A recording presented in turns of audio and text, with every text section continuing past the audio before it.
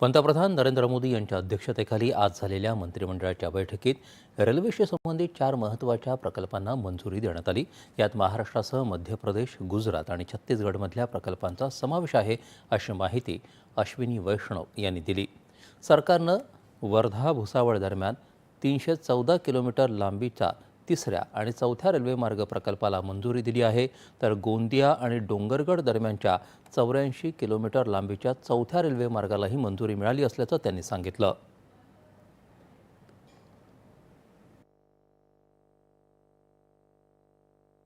भुसावल वर्धा में third end fourth line, अभी 2 line section है ये, यहाँ पे थर्ड एंड फोर्थ लाइन का आज अप्रूवल हुआ है।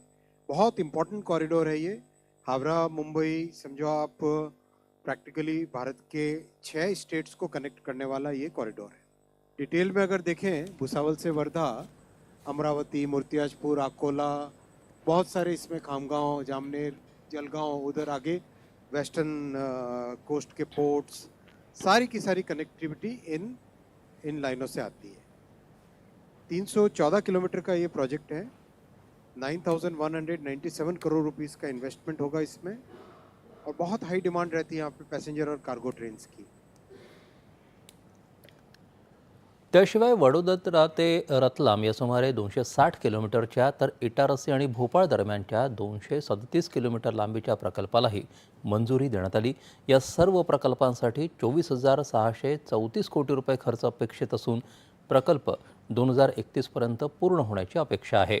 त्याशिवाय हावडा मुंबई रेल्वे मार्गादरम्यान तिसरी आणि चौथी रेल्वे लाईन बांधण्याच्या प्रकल्पालाही मंजुरी देण्यात आली।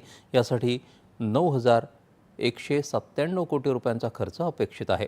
पंतप्रधान नरेंद्र मोदी यांनी गुजरातचे मुख्यमंत्री म्हणून शपथ घेतल्याला आज 24 वर्षे पूर्ण झाली। याबद्दल त्यांच्या अभिनंदनाचा प्रस्तावही मंत्रिमंडळानं मंजूर केला।